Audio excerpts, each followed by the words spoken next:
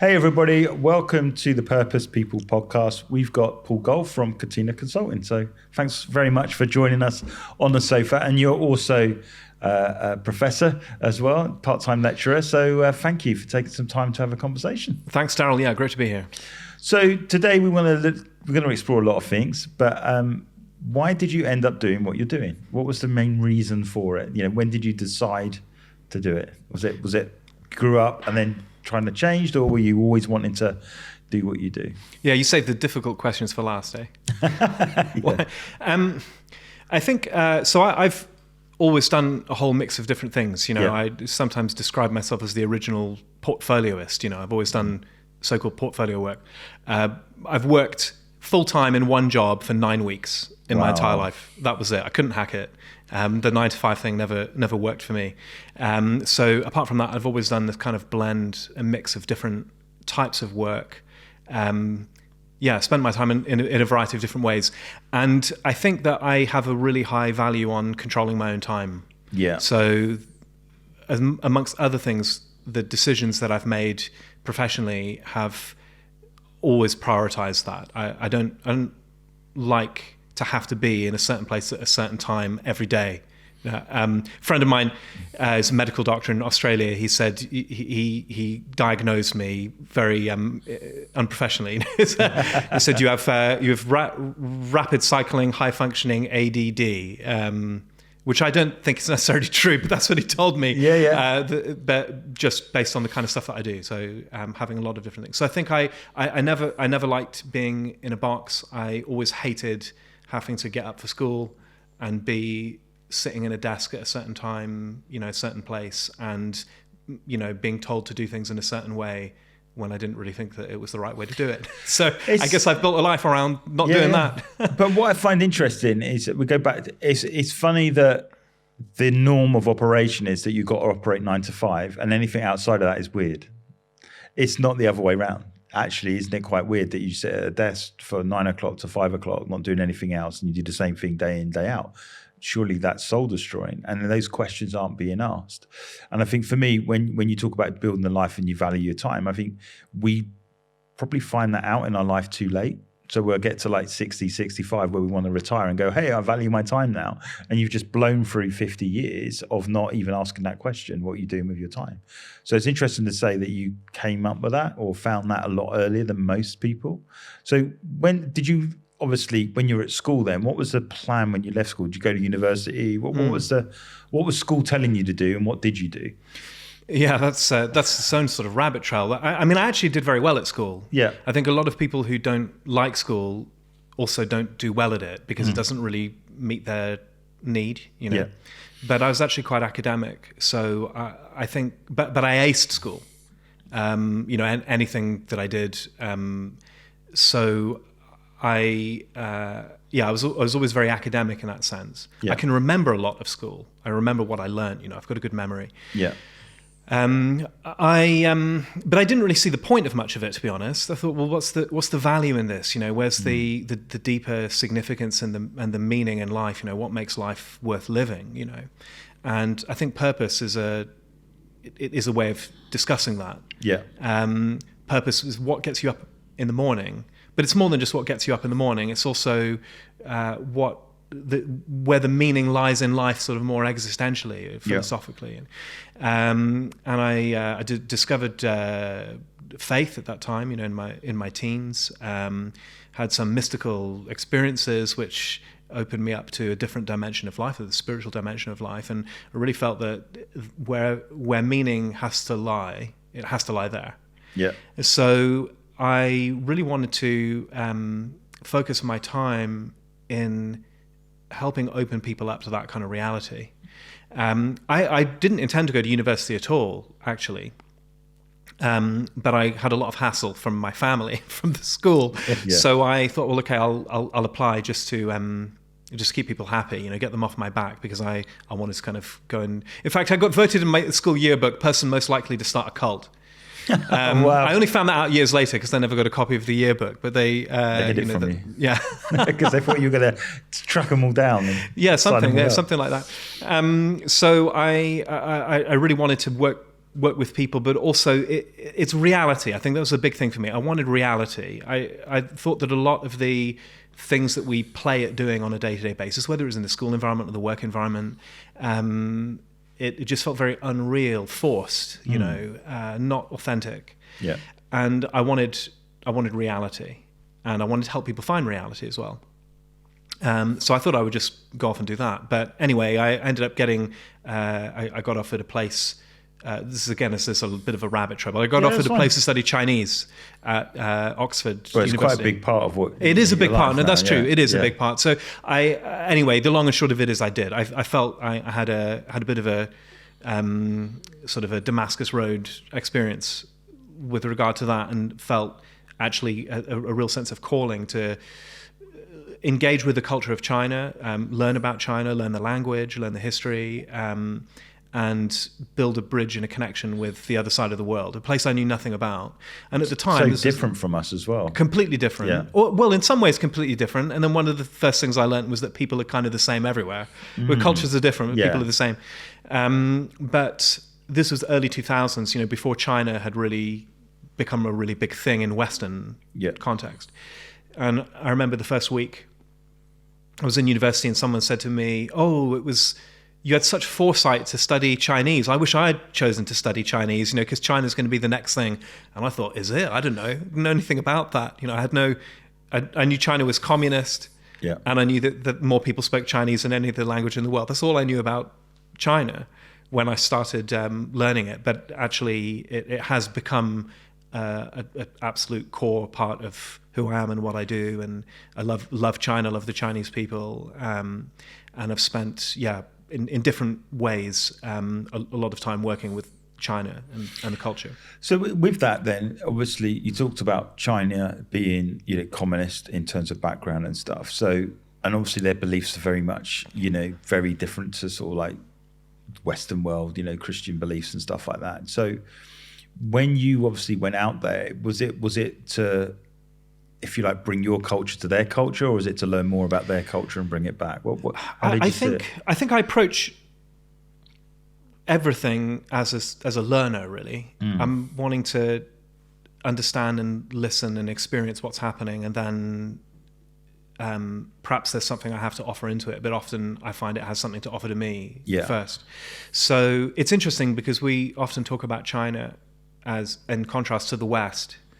But of course, communism is a Western idea. It's not a Chinese idea. Karl Marx is a Western philosopher. And one with his philosophy that's kind of inflected in a Christian way as well. So I like to think of Marx as the biggest Protestant heretic in the world. In terms of you can't really understand Marx without understanding Christianity. So it's interesting that China has an ideology at its core. Modern China has an ideology at its core that is very Western. But of course, China, as it is now, is not communist. I mean, the Communist Party runs China, but it isn't communist. So there's a lot of other more complex things going on there too. I just find it's funny. It's like growing up, definitely for me anyway, it was very much like Russia is seen as the enemy. But I would say in the last sort of like 20, 25 years, it's like China is the enemy, and there's no real wanting to understand the culture or understanding what it's about. You get to see some amazing cities, on TikTok and things like that. You go, wow, that's far forward thinking. Makes our cities look like third world by comparison. But it's almost like that mystery that people don't spend too much time trying to find out about them, other than they're the bad guys. And so for me, is like that's something I've started to look at and go, well, hang on a minute, let's find out what the other side and how we're perceived. And I don't think many people do that. We just take that narrative and we own it and we say, well, we're the good guys and you're the bad guys, and let's find out why you're so bad. Rather than, as you said, let's find out about the culture. Let's find out about what can we learn from them that we're not doing. Yeah, I don't believe in those binaries really. The good guys and bad guys, right? Correct. I think most people are trying to do the best that they can with the best that they know. Yeah. You get a few people who are being deliberately nefarious, in their their behavior. But even then, I think they didn't start that way. Life and circumstance and their own decisions, took them on a path that led them to a position where maybe they have power, and then in being in power, they do bad things with that power. I think that's not a new story. But most people are just trying to do the best that they can. And I think we need to come up higher and broader in our perspective to be able to critique where we're coming from as well as where others are coming from. Yeah. There are some things that are really extraordinary about China. And I think even with the Chinese Communist Party, there are things that they've done that have been really good, and things they've done that have been less good. And in some sense, you can say, well, that's also true of our own government. The things that we've done that have been good, and things that haven't been good. The risk then is you just end up into, well, it's all just both sidism. Everybody's just the same, and I don't think that's true either. I think we can critique a little bit more intelligently than that, and we can talk about what is really good about the West. Freedom of expression, individual liberty. The bedrock of any kind of entrepreneurial activity is that. These are good things. What's good about the Chinese system? I think the sense of commonality, that everyone's pulling in the same direction. This is good. I think that they have an extraordinary respect for tradition, although notwithstanding that certain points in the 20th century that got very much attacked. But I think there are things that are of huge value there that we can learn from. So I think that really for the rest of the 21st century and beyond, we have to think more integratively. Yeah. Where's the kind of the gems, the things that are of true value in any given culture, and seek to respect that and work with it, whilst also doing better, improving ourselves, and also hopefully encouraging others to do the same. I think that when we get into the conversations around human rights and these sorts of things, I think that we have to have those conversations. Yeah. But I think that there are. I advocate for trying to understand and engage, which isn't the same as agree. Yeah. So understand and engage. Why is it that one particular government or people or group are behaving the way that they are, and trying to get under the surface of that? Because I think at the heart, I believe people are intrinsically good. Yeah. Which may mean that's difficult to process when they do very bad things. Yeah. But I still think fundamentally that's not who they are. So how do we speak to that? So obviously, when was the first time you went to China? 2003. 2003. And so obviously, culturally, what stood out from you going there, and why did you go? What was the purpose of the visit? I mean, I went because I was studying. I was on a study placement in Peking University, which is also where the Communist Revolution started. In fact, with the student movement in the 20s and 30s, from Peking University. So, I mean, what struck me, I think one of the things was that people really are the same around the world. Mm-hmm. The culture, of course, radically different, but also is in a very urban environment. Yeah, we say that China did in 20 years what the West did in 200 in terms of urbanization. Wow. So if you look at from people living in the rural areas, not being technologized, illiteracy, it really was, if you look at the metrics, it took China 20 years. If you think the Industrial Revolution and its, consequences in the West. Yeah. 200 years of that. China's done in 20. So the China that I went to in 2003 is not the China that exists now, 22 years later. And I was there just in time to see some of the last vestiges of old kind of Beijing culture disappearing. Yeah. And that stuff's all gone. You won't see that now. Yeah. So I think that China has become very materialist in a way that it wasn't before. Mm-hmm. But also I think it's at the late stages of that too. We think about, like, in Western culture having become very materialist from the Enlightenment onwards, and especially 19th, 20th century. Yeah. And now there's a sort of resurgence and an interest in spirituality, meaning, religion. Yeah. I think China's there as well, because it's just fast-tracked. Everything happened 10 times faster. Yeah, and still go is. for the same process, but just like come to the same conclusion in a way. Yeah, absolutely. So obviously you're with translation then. So how do you, obviously you've got this, you've learned, you're studying it and whatever. How do you turn that into a business? And in terms of is it working for someone? Is it consulting? What does that look like? And then obviously outside of that, that's an amazing tool to have. Do you understand Chinese, for example? Where else has that taken you? Excuse me, I'm just going to cough. Yeah, go. Coffee going down the wrong way. So translation, so fill in a bit more of the backstory. So when I did translation studies in Oxford, I did Chinese and Tibetan. So I learned Tibetan with Tibetan monks as well. Wow, okay. That was an interesting experience. And studied the culture and the language. So my Tibetan's kind of non-functional. I can say, is this your helicopter, or is your yak at the bottom of the cliff? I can say those sorts of things. Yeah. But that's about it. My Chinese is fluent, so I use Chinese professionally. Right. So I trained postgraduate then as a translator and an interpreter.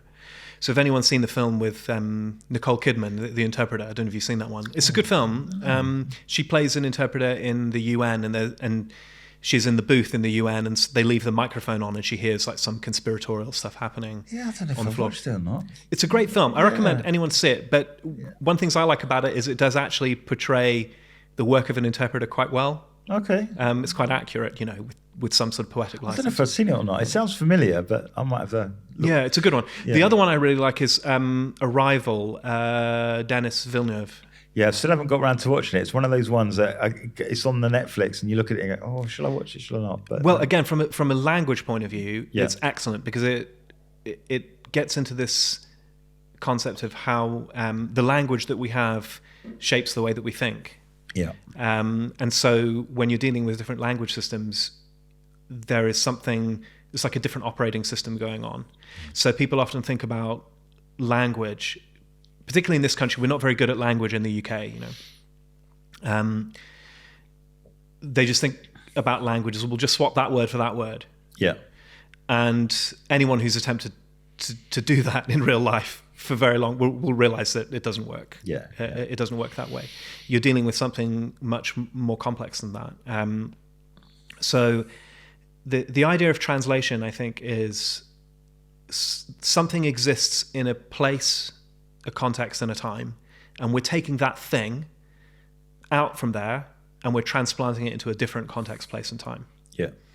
And there's a medium through which that happens, and often with translation it's words, it's language, but it could also be images. We work a lot with image. Okay. Talk about like the transcreation of image, for example, and it could be other things as well. So we could often talk about sort of translational science, or translational research, and even within the same language, you might have to translate. When one person uses a word, it might mean something different than when somebody else uses the same word. Because like in Western culture, you could argue the whole media system is based on taking things out of context to make it say something that it wasn't meant to say in the first place, or there's a particular agenda people dive on top of and go, it's because of this. And yet actually in context, it was never meant to be the case. And I guess, like with what you do, it's like almost in your DNA to ask the question, well, what's the context? Yeah, absolutely. And I do apply that to everything. I apply that professionally to consultancy work that's got nothing to do with language. The context, the concept of translation, sort of intercultural mediation or intracultural mediation, like within the same culture. Yeah. It's all the same. It's the same way you have to think. Yeah. And that's one of the things that has massively changed me, benefited me in studying Chinese to a very advanced level, and also working very closely with a very different culture. Yeah. Is understanding that a lot of things we take for granted, you can't take for granted when you move into a different context. And there's lots of things we're unconscious of until we get into a situation where that gets challenged, that the norms are different, So do you find, because you've obviously grown up in the Western culture, but now you're obviously looking at Eastern culture in China, do you feel you have a much more rounded picture of a global view, of what's going on, because a lot of us have, wear these sort of Western glasses on everything, and we're looking at, you look different from me, so therefore you must be bad, or you believe in something else from me, so therefore you must be bad. Whereas when you're understanding other cultures and so diverse, I guess it gives you a better outlook. Do you find yourself more read, if that makes sense, than the average person? I mean, I think objectively I am. I mean, I'm an associate professor and, lead university. I mean, it's just in one sense that's not sort of a controversial claim, I don't think. No. And I mean, I'm in but some people would downplay that, right? They might, yeah. I think that for me, a lot of it's about getting the question right, honestly. I think that we only see what we set ourselves up to see, actually. So the way we ask the question will determine the kind of answers that we can get. So I think that one of the problems I come across a lot is people are asking questions, they're getting answers. The answers are right, but they don't work. They don't produce the outcome that they expect them to. And they don't really know why. The problem's with the question. The problem's not with the answer. Yeah. What you asked about this was the thing that set you down a path of inquiry that has taken you to where you are now. And there's the problem. So what we do when we ask the question, we usually don't critique that. We usually just ask the question that seems most natural to us. Yeah. Right? But if we are a little more reflective about what's driving the question, often questions are leading, aren't they? People will ask something and they're trying to steer. Well, that's it. Yeah, like in marketing, or if you're in entrepreneurship where you're trying to come up with an idea, the best thing to do is validate it, right? And what often people do is they try and validate an idea by asking a question that's so leading, just so the answer is their idea. Right. Where the best thing to do is just to ask a question that's not closed, is open, and your idea might be the solution, or actually you just found out that it doesn't make any sense whatsoever and no one's going to buy it. And I think certainly working in tech, for instance, I see that time and time again. It's like, well, what's the product? Well, I don't know. We just thought this would be a really good app. And okay, and how much is it per month? Well, we're going to charge people like £1,000 for a year's use. And you're like, well, do you not know this are already doing it and they're charging $9? And they look at you like, what? And they've gone and spent 50 grand. And you're like, well, part of the validation process would be to ask, are there anybody doing what you're doing? And if they are, that's actually a good sign that you know that you can validate the product. But then is to ask, you can now where you are on the price schedule.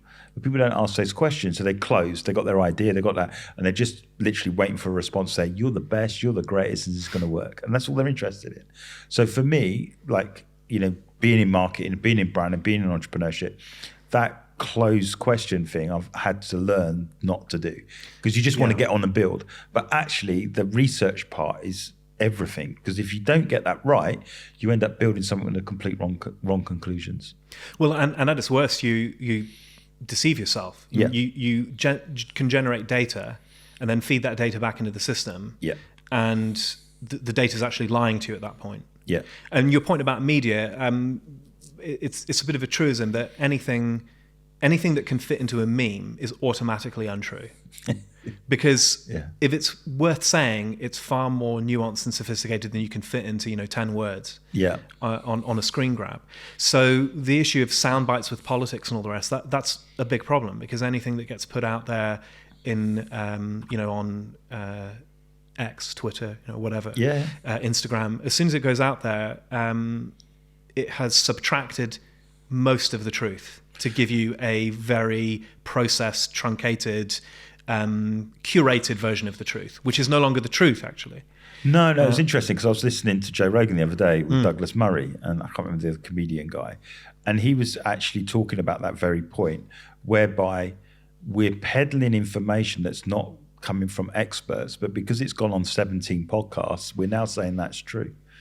And so his argument was, well, shouldn't you, Joe, for example, get a few more experts on rather than a few more podcasters that just regurgitate the same information to find out the actual facts about history, rather than change history because it seems more convenient for the modern audience.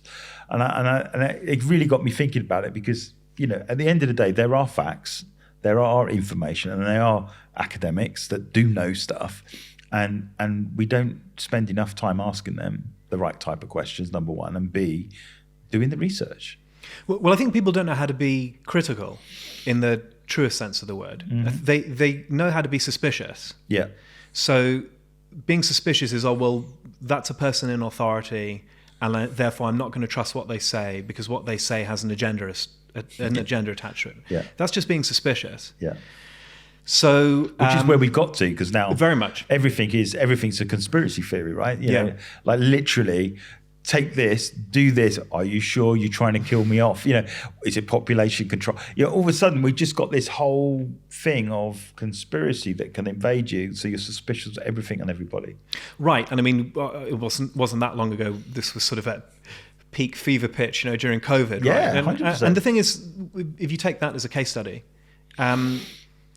there are lots of reasons to be skeptical about things that are being said by government or others. Lots of reasons to do that at all times, you know.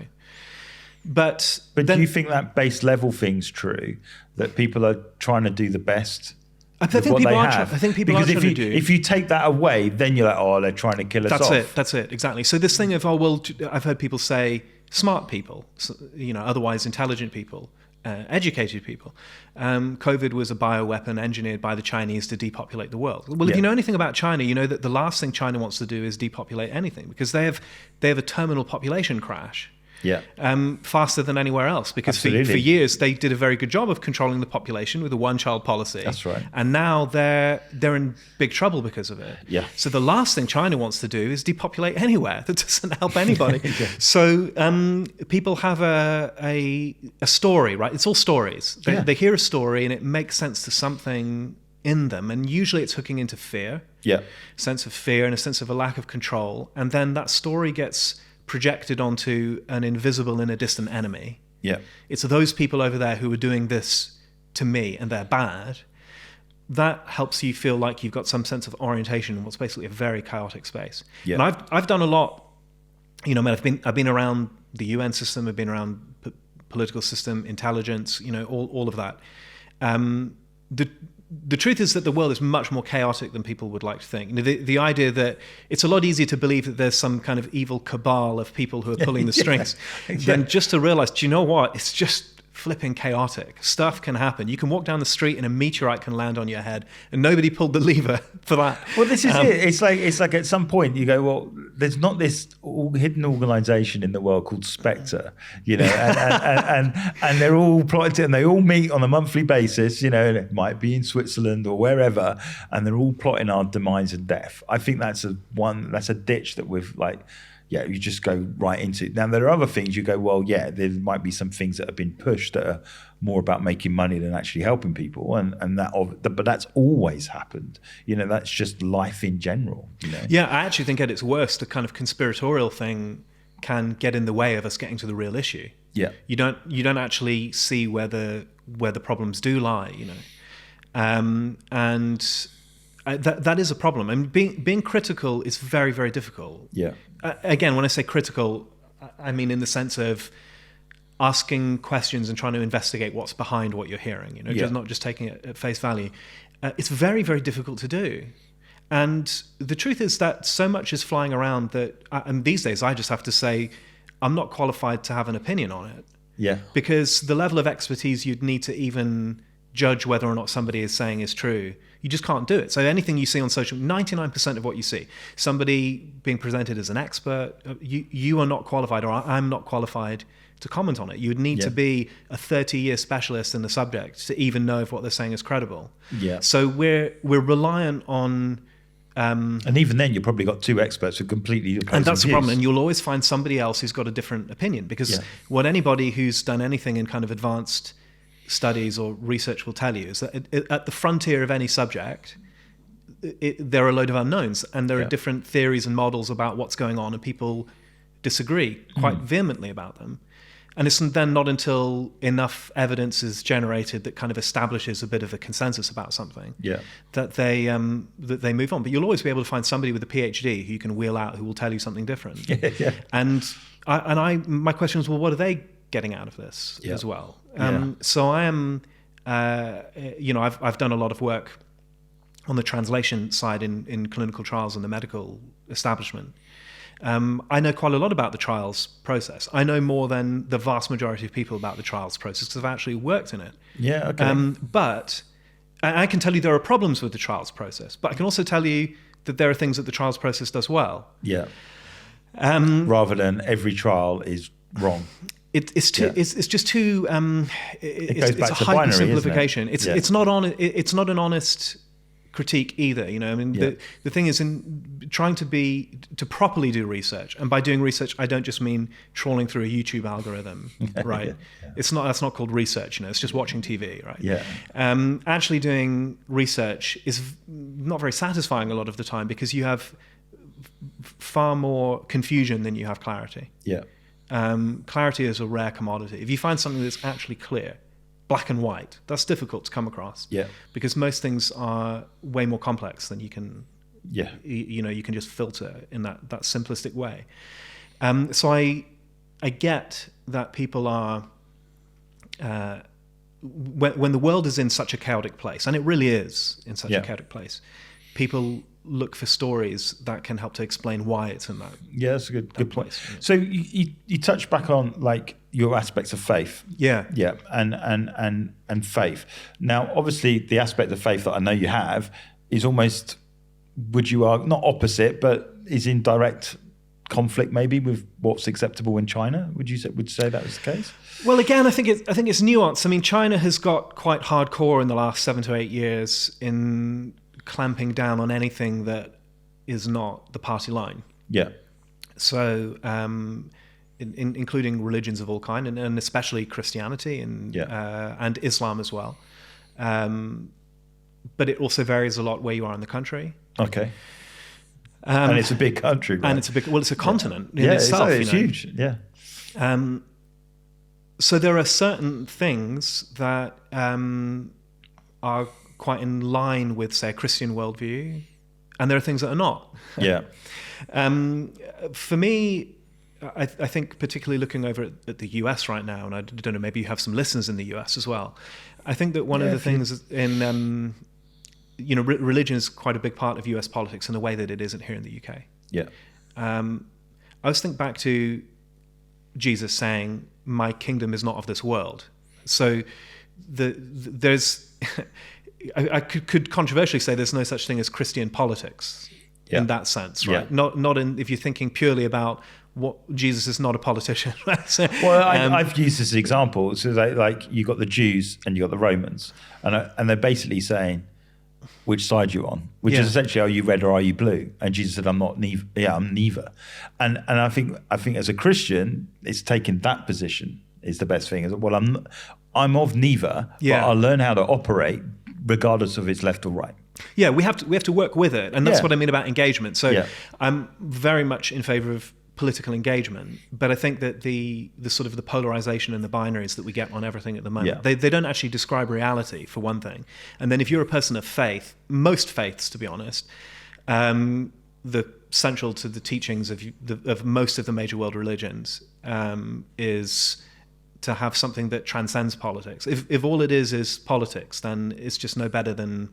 I mean, that's why I say Marx was a Christian heretic, because he tried to collapse Christian compassion in a sense of justice. Well, these are Christian ideals. Yeah. They're transcendent ideals. They appeal to something beyond human society. They appeal to a kind of heaven, right? Yeah, yeah. He tries to take that and collapse it down into a political system that can be codified and then imposed by force. That's a problem to me. Yeah. Which isn't to say that there weren't things that he said that aren't correct, or aren't mostly correct, or that don't have a valid critique of our status quo. I like the phrase, I forget who said it first, and nobody else has ever heard it when I quote it to them, so I've just owned it as my own phrase, right? Yeah, Paul it's Golf. easy, Paul Golf. It's easier to imagine the end of the world. I know this guy called Paul Golf, and he actually had this saying. Yeah, right, that's how it happens. Until you meet the guy, no, that's mine. In which case, if that's you, then I'll credit you. That it's easier to imagine the end of the world than it is to imagine the end of capitalism, for example. Yeah. So Paul Golf. Paul Golf, yeah. And particularly, I know a lot of your audience, we're talking about entrepreneurialism. I'm an entrepreneur. Yeah. Very much involved in the business space, and we've not got into talking too much about that. But No, I'm also really into my thing from a business point of view is how do we help solutions that have the capacity for large scale system change? How do we help them succeed? Well, we'll get there in a minute. Don't worry. Yeah, we could get it. But in that kind of a space, this thing about the what motivates you as an entrepreneur, where does purpose come from? I think that particularly a lot of young guys, they can think, I've got the energy, I want to retire by the time I'm 40, I want this kind of a house. It's very sort of, they've got an appetite for wanting to get good things in life. And again, I'm not actually against that. That's fine. But there's this sort of myth we tell of the 3-stage life of, well, you work hard, you're in school, then you work hard, and then you retire. Yeah. And this is the 3-stage life. So in that middle stage is when you're kind of doing as much as you can to lay, you sacrifice during that time and you work hard so that then you don't have to do any of that. And your final stage of life, you can kind of enjoy your pina coladas on your saga cruise or whatever it is. Which, if you look at the statistics of people that retire and then the length of time they live after they retire outside of purpose, they don't last long. No, they don't actually. Yeah, and that's not talked about enough, right? So we got this whole quest to get as much money as possible, then retire, and then we go travel, and then within 5 to 10 years, you've just lived the life to pleasure and not purpose. And therefore the statistics back it up that without a purpose, without meaning, life in its sense becomes meaningless. That's it. And I think that there's a lot of people who are setting themselves up for a real crash. You get there's a lot of middle-aged multimillionaires who are extremely unhappy. Yeah, right. I know that for a fact. I talk to them. Their marriages are a wreck. Their whole life's a mess. And they're sort of trying to rebuild. Now, why? What was the problem? I think that they're skilled, hardworking, successful according to some metrics. Yeah. But that sense of priority and purpose has been confused, right? Which then leads us on to where we wanted to go. It leads us on to the education system. Those questions should be asked a lot earlier, and for me, I don't personally believe the current system is asking those deeper questions.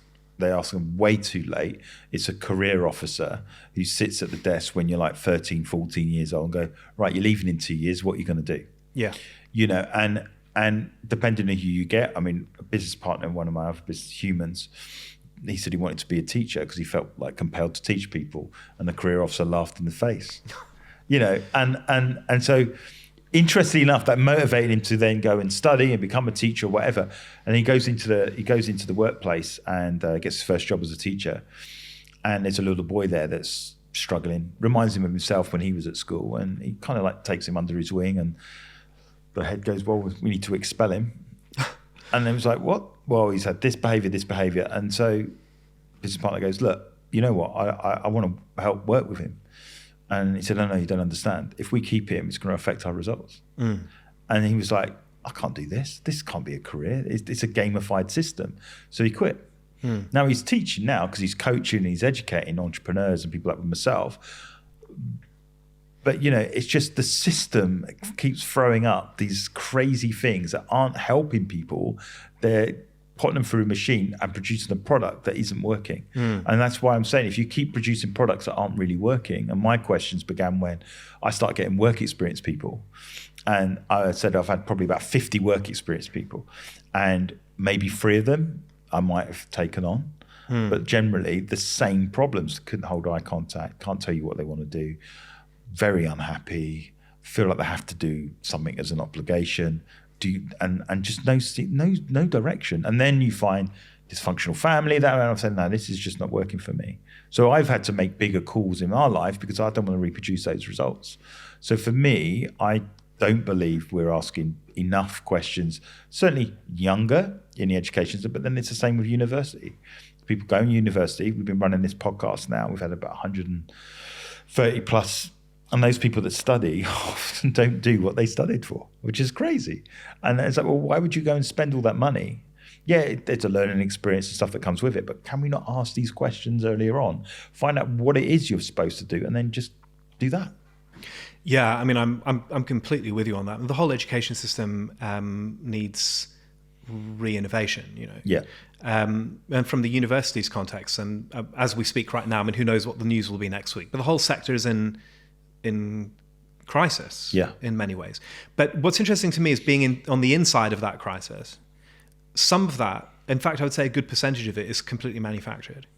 And it's manufactured by storytelling. It's like the stock market, right? The stock market isn't a real thing. It's a story that gets told that people either believe in or they don't. Yeah. If they believe in it, then value goes up. If they don't believe in it, it goes down. Absolutely. It's like fabrication. Yeah. So the same is true across all of our institutions, and it's true in the education institutions as well, that it's about confidence, trust. Yeah.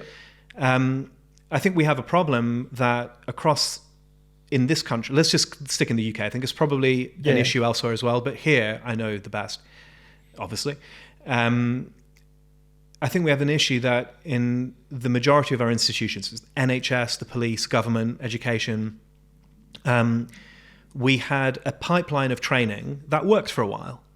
And that pipeline of training was, school, GCSEs, A-levels, university in some arts and humanities, liberal arts sort of discipline, maybe PPE from Oxford. Yeah. Too many people with that degree, I can tell you. Politics, philosophy, and economics, that is. Yeah. You know. And then that trains you to be a person who can go into sort of middle management in an institution, and then you can succeed and work your way up, and then the best ones get to the top. This is this idea. Simplification, but that's basically the issue. I think that the problem there is that it comes back to, again, I said before, asking the right question. So that story presupposes a bunch of questions. The question is, how do we train people to fill these roles? Yeah. And then the system supports that. But the issue there is that question presupposes that those roles will still exist, and it presupposes that the broader economic context will remain roughly stable. Yeah.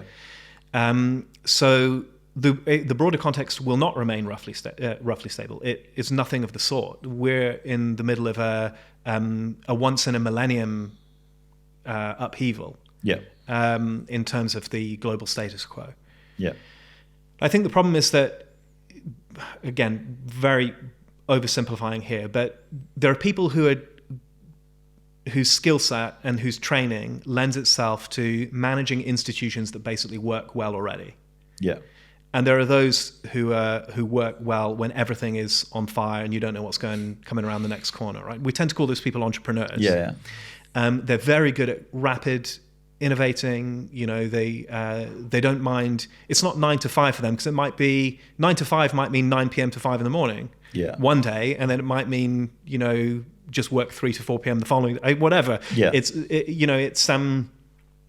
They're much more comfortable in a dynamic, rapidly shifting, non-linear, chaotic environment. And I do believe we have a problem in the UK in that a large percentage of people who are occupying positions of leadership in our institutions are the former and not the latter. Yeah. And they genuinely don't know what to do. So the tools that they have for problem solving only work when you can rely on basically everything, the broader context being stable. If that context isn't stable, those tools break down. They're not successful any longer. Yeah. And then, so they're using, you know, Lean Six Sigma protocols for how to optimize your operation, you know. Yeah. And that gets very reductionist. It gets right down to it's all mathematics. It's all spreadsheets. Yeah. But the problem there is that you try and transpose that into complex organizations, and it just falls apart. Human beings can't be reduced to these sort of data Numbers. Points like that. Yeah, yeah. And I mean, in an organization like my university, I mean, we're about 10,000 employees. It's a very, very complex organization. 10,000 employees, right? Yeah. How do you even begin to conceptualize how an organization like that works? And within that, you've got some departments that are, you know, burning through millions in diamonds because they're testing resistant materials, and you got other corners of the university that are teaching people how to speak French. Yeah. These are like worlds apart, but they're within the same institution. So how do you conceptualize a system that is as complex as that? Yeah. And it is a system. I think it comes back to systems thinking. Approaches are needed. But this is a problem I feel like it's run through our whole society. But it's interesting with the universities, because I think I read a stat something like pre-COVID that there was only, I think it was 8 to 12% of the universities in the UK were profitable. The rest of them are hemorrhaging cash left, right, and centre. Yeah, well, that's probably true, but I mean, even then, it's probably more nuanced than that, because again, profitability in a complex organisation is difficult to quantify. Yeah. You know, well, does profitability mean you have 200 million in assets and you can borrow with a good interest rate against that to leverage capital to do what you want to do? Which is, right. Or does profitability mean your bottom line is your income versus your expenditure? You know, what's so again, it's really difficult to conceptualize. It's more like trying to think about a little mini country. Yeah. This is the crazy thing with the tariff situation. So we get into. Yeah, we got there. We got there. Yeah. The problem is it thinks of everything in very binary terms. You know. Yeah. Rather, so you think, well, I'm selling more to you. You're selling more to me than I'm selling to you. Therefore, we've got an imbalance. But that might not work out in reality at all, because you don't know the value of what you're buying might multiply itself out many more times over within your economy. So you might only buy 10% of what you're selling, but that has a 500% impact in your economy. So that very reductionist binary, you know, input versus output, that's a tool to look at things, but it's not the only tool, and it's one that if you use it in the wrong way can be disastrous. And I think that is the problem we have, part of the problem in this country, that and being risk averse. Yeah. I mean, it's funny because obviously of late I've spent a bit of time in the US, and when I'm out there, it's like you sat around a table, the conversation is completely different. It's like, whether you're right or left, we can do this. It's almost like their base level thing. Whereas in the UK, our base level is it can't be done, prove it. Yeah. You know, and I think that as an entrepreneur, you can understand why people are leaving the UK, probably for tariffs and other things.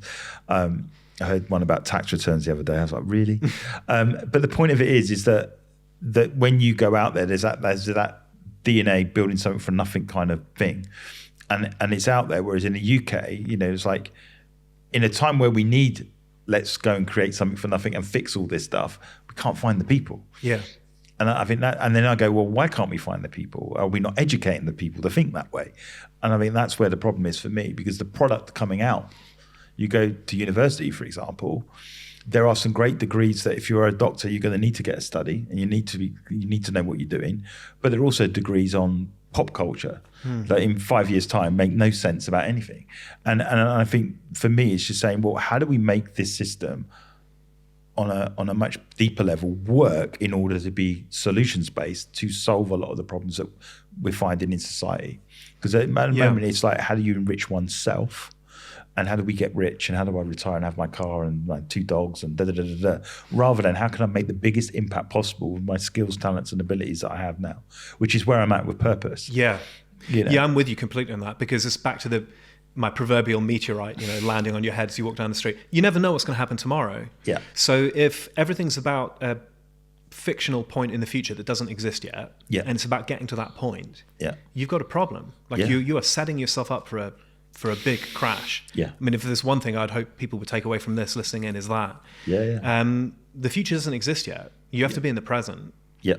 And what you're doing has to work in the present. Yeah. Work in the sense of it has to be the right thing. You know that it's the right thing. It's it is meaningful now.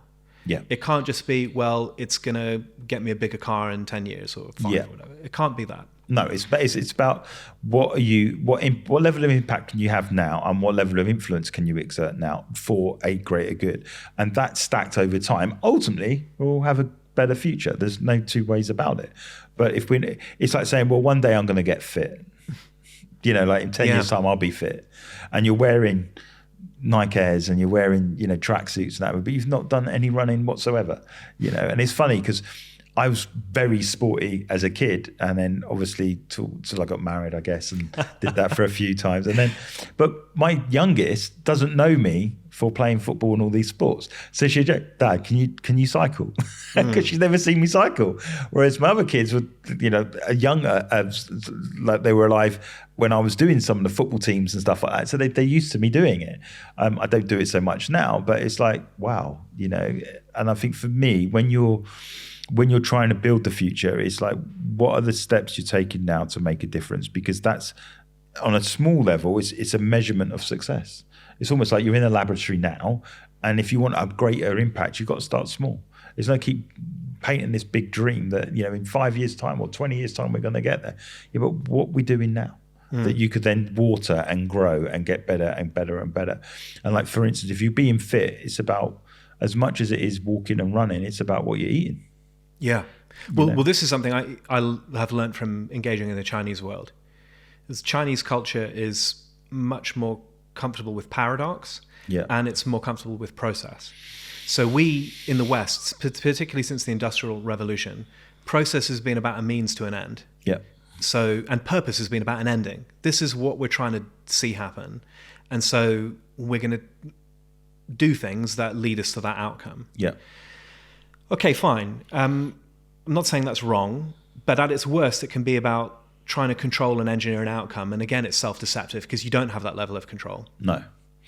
One of the things I appreciate about the Chinese mentality is the process itself is the outcome. So it's an intrinsic part of the outcome. There's a continuity. It's a little bit like a piece of music. I think this is a good analogy.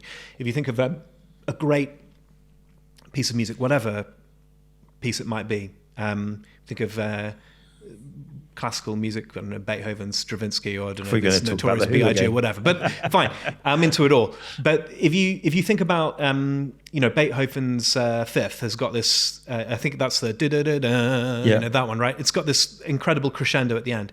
If you just played that bit at the end on its own, what would it mean? Nothing. Yeah. If you just played that one chord, the final chord at the end. Yeah.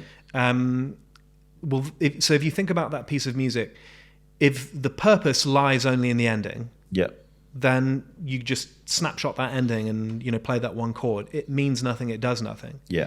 It only has significance because it's been part of the whole composition. Yeah. And within that composition, there are highs and there are lows. Yeah. There's chaos, there's order, there's resolution, there's detours. There's little themes, side themes, and things that are happening.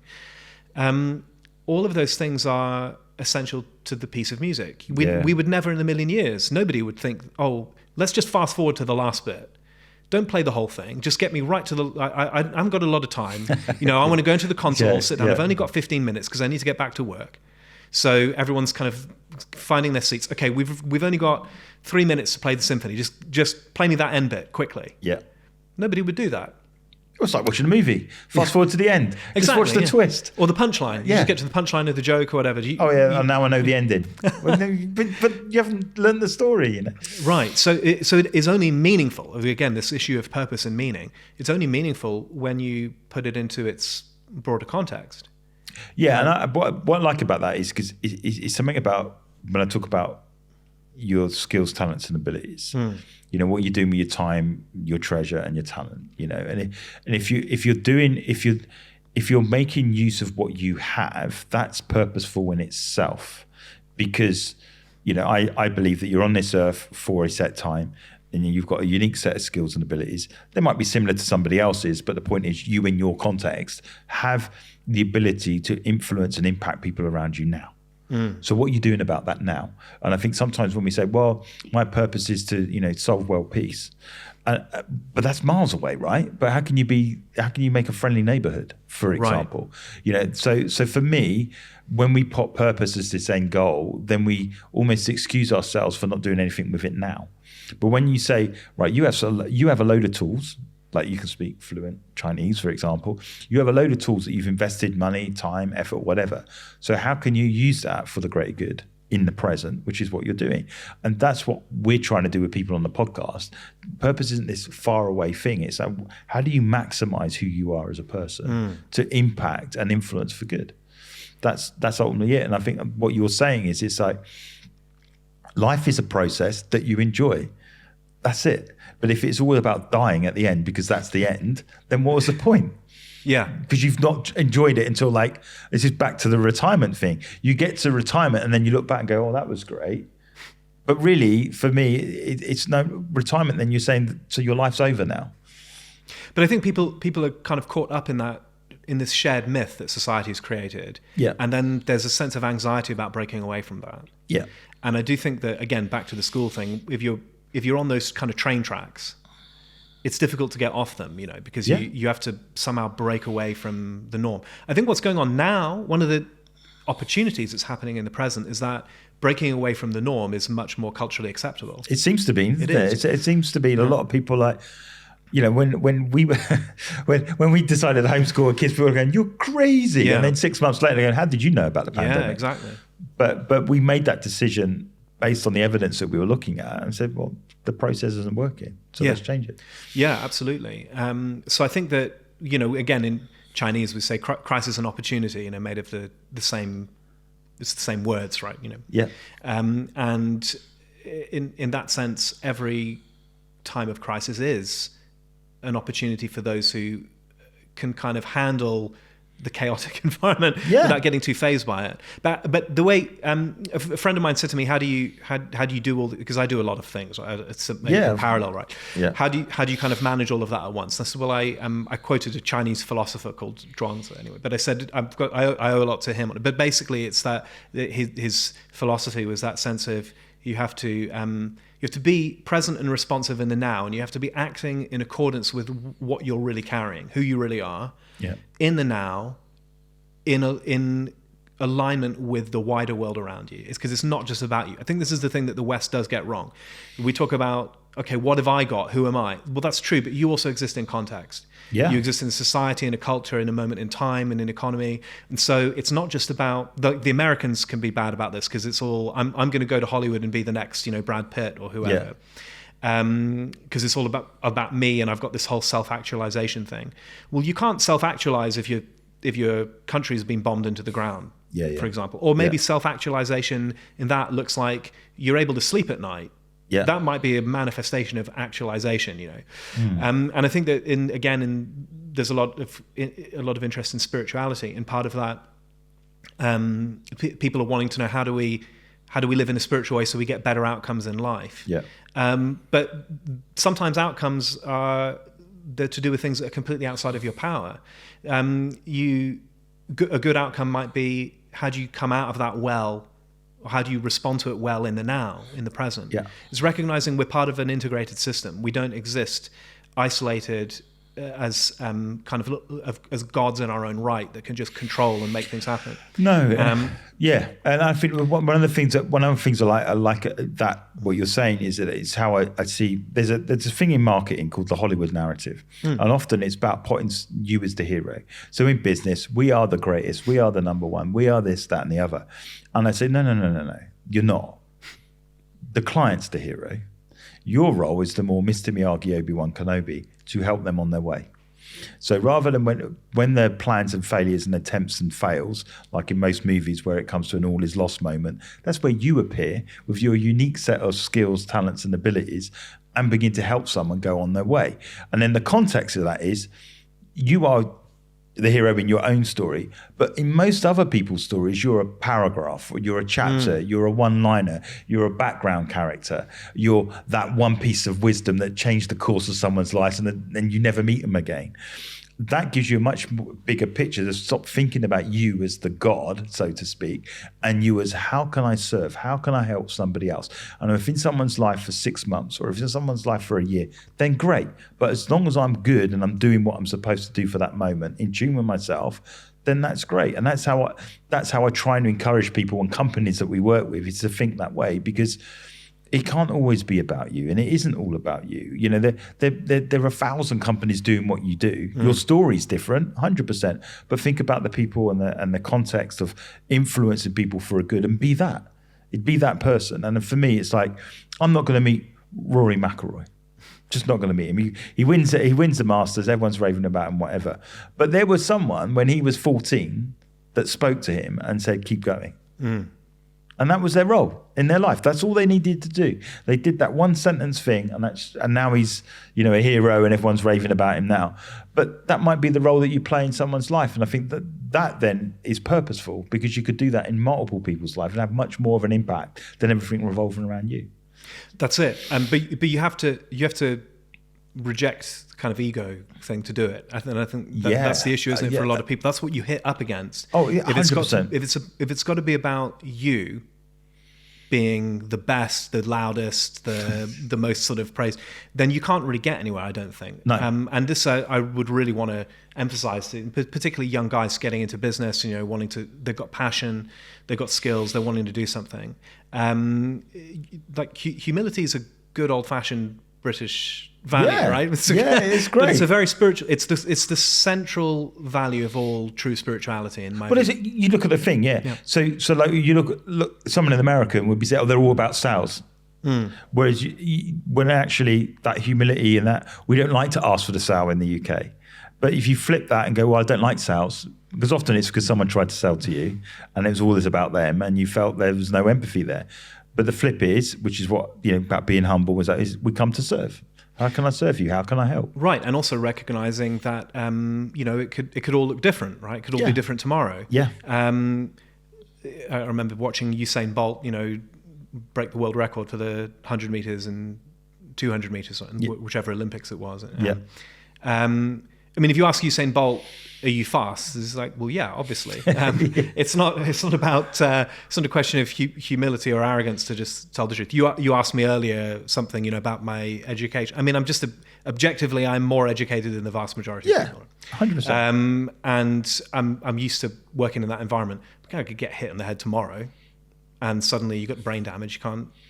Yeah. You're not anymore, right? Yeah. You can lose it all. So it's recognizing that and the fact is that I couldn't have what I have were it not for thousands of other people, some more important than others, who may just be footnotes or paragraphs, I guess, in my story, but actually they're intrinsically a part of the whole thing, and me a part of others, and you a part of others. Yeah. So that sense of interconnectedness, we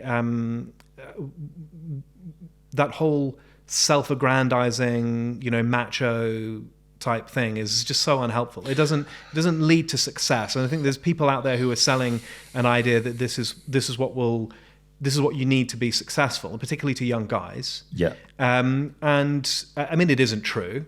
Yeah. And I think that if you know how, if the motivation comes around to what is it you said? Skills, abilities, and talents, and abilities. Talents, and abilities. So you got to know that, right? You got to know that about yourself. At least have a good enough idea. You got to know maybe 80% of it. Right? I've got a good idea what my skills, talents, and abilities are. Now I've got a sense of where the needs and the issues are around me. Now, how can those factors converge with a series of actions I can take that are going to improve the world, even if it's a little bit? Yeah. How is it going to alleviate suffering or problems for other people in their lives? And how can I invest in people? If that thing about trust and confidence is central to value, well, how do I become a trustworthy person? That's a really good question to ask. Yeah, really good. And if you do that, then money follows it in the end. Agreed, 100%. Success and money follows it, because money, we've not really had the time to get into it, but I mean, money has a personality, right? It's an entity. It does things. You can interact with it, and it'll interact back, and you kind of need to know how it works, what its personality is, because it often behaves badly as well. So how do you tame it so that it behaves well? And so that the tail doesn't wag the dog, right? And it will.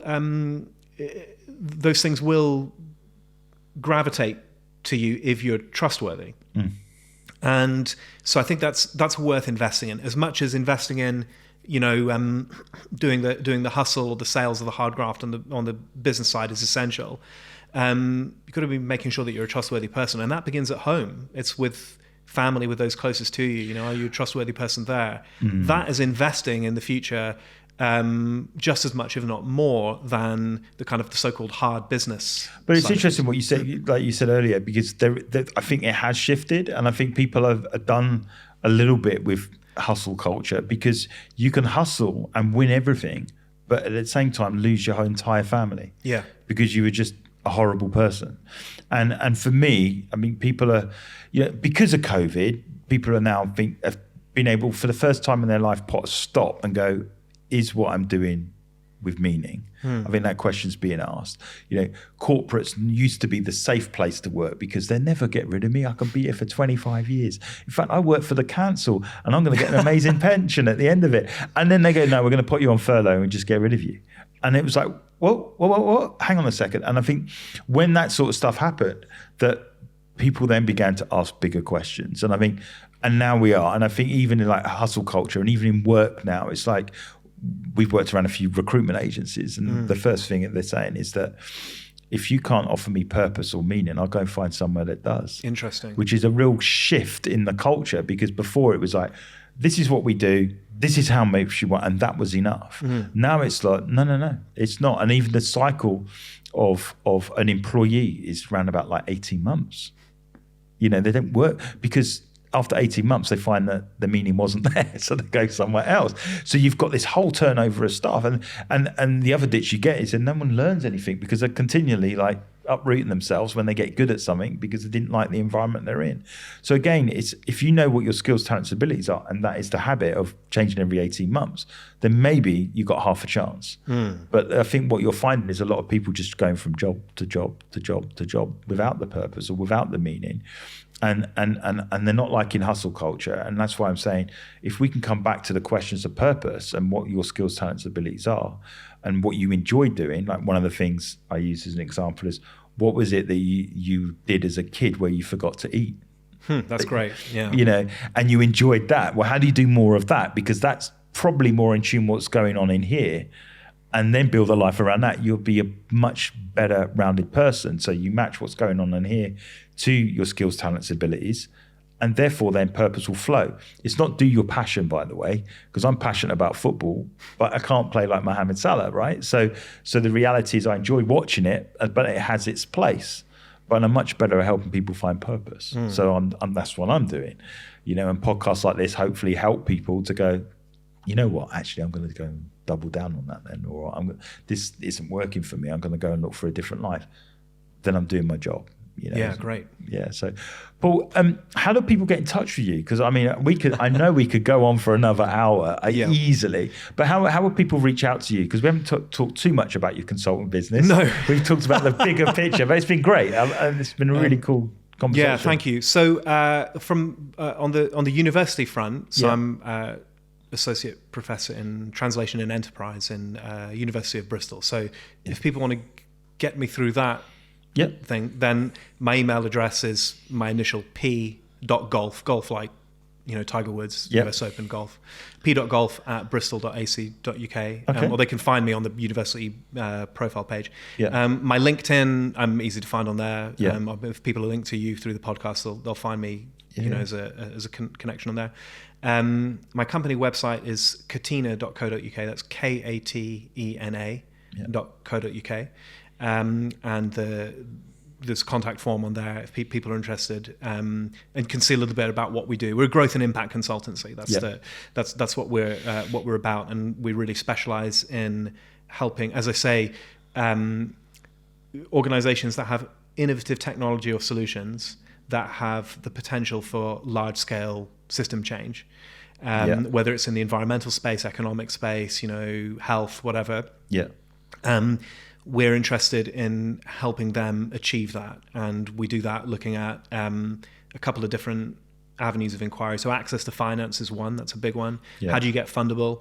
De-risking your operational processes. And looking at the political strategy in the broader sense. So that's how systems don't want to change, right? So this is a big thing. Systems don't want to change. So if your business is based around a system disrupting idea, then you have a harder job than if it's based around working within the existing structure and making it a little bit better. So that requires a different kind of strategic thinking about how do you engage stakeholders, customers, and policymakers within government as well to do things like actually work with you to enable the deployment of large-scale systems. It's like learning another language at the end of the day. It is a different language, and I guess what we find is the best stuff that is out there is not the stuff that is succeeding. And I've seen some phenomenal technologies. Like even within the university, we see a lot phenomenal technologies that you think that is just magical what it can do. But deploying that to market in any scalable way, that's a different matter. Yeah. You may have the best thing, but it may not work. So we want to improve its chances of working by dealing with all these other components. And of course, for startups and for scale-ups, it's quite mission critical because usually you're burning through capital quickly. Yeah. You've got your VC or whatever, your own savings you put into make something work. And you know you're running out the clock. You have to produce results quickly. And so every day counts. So that comes back to the de-risking and the operational side as well. So we look at that. How do we improve the working structures? It was interesting because I was, talking about disruptors and the way things go. And I remember listening to someone talking about Musk the other day, and Musk had turned around and said that it was never about coming up with a clever car or what it looked or what it would operate. Is manufacturing was the problem. Yeah. Manufacturing at scale. He said it's one of the hardest things you'll ever do because there are so many components there that if one thing doesn't get right, then the whole process falls down. And he said that's why, like Henry Ford was such a genius because he had perfected it. One car, it's only coming in one color, which is black, and we're just going to flood the market with this particular offering. And I think for me, it's like having people like yourself around that begin to show you that, if you're an entrepreneur, you'll get so excited about the idea and you're selling it going, it's a great idea, but you've got no understanding of the people that you're selling it to and the system that it's got to fit within for them to say yes. Because they've got to sell it at the end of the day, to sell it to their bosses or their people to adopt it and see if they can, is it going to cause so much disruption that it's never going to work for 10 years? Or it's a case of the procurement processes is too complicated. The regulation is, you have to understand how to navigate it, the regulatory environment. And then particularly in the case of the UK, you're dealing with the cultural aversion to risk. We have to get over that in this country. Like in the US, risk is a good word. Like in the UK, it's not a good word. Exactly. So that's definitely something even at failing, in America, failing, it's on the way to success. Exactly. In the UK, it's fatal. Yeah. Oh gosh, you failed. Never going to work with them again. Yeah, that is something we need to talk about. Anyway, I think we ran out of time. Much. But yes, so Katena.co.uk or my LinkedIn or university. Those are probably the three best ways if anyone wants to kind of reach out. Yeah. I say it's great. Well, it's been an absolute pleasure. Yeah, likewise, I know we could keep going, but I've enjoyed the conversation. We'll definitely get you back. So thanks very much. Cheers. Hi, everybody. Thank you so much for listening to the Purpose People podcast. How you can help us is to like and subscribe our YouTube channel. You can also subscribe to our podcasts on Apple, Spotify, Google and Amazon. That helps us get our message out there to help people go after their dreams, double down on it and be successful in life on their terms.